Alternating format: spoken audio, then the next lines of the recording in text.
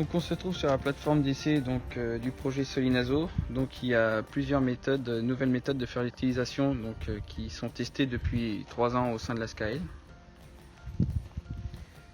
Donc nous avons ici les témoins avec aucune fertilisation. Donc c'est un blé quand même avec une biomasse relativement réduite et un nombre d'épis qui est également faible, mais c'est normal compte tenu qu'il n'y a eu aucun apport d'azote de fait.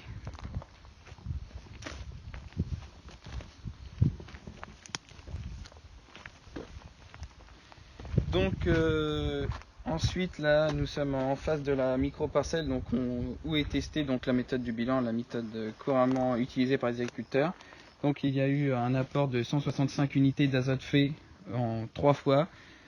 Il faut savoir qu'on est dans une parcelle qui a le plus de biomasse dans nos TC, avec un nombre d'épis qui est également de 705 épis au mètre carré, qui est l'une des plus élevées des méthodes testées.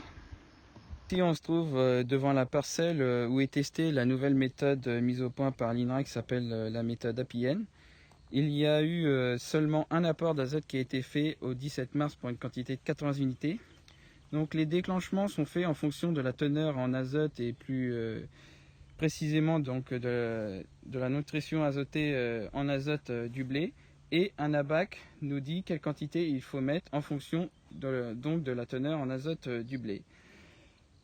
À comparer du bilan, on obtient une parcelle qui a une biomasse qui est inférieure, également un nombre d'épis qui est en deçà de 120 épis au mètre carré à comparer du bilan.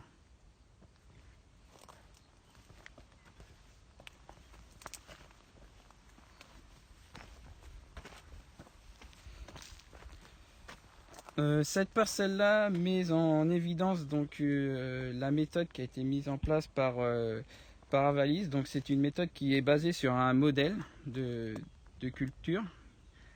Ici on a mis une quantité d'azote de 130 unités qui a été réalisée en 3 apports différents. Donc un apport qui a été fait début mars, un autre apport mi-avril et un apport tout début mai.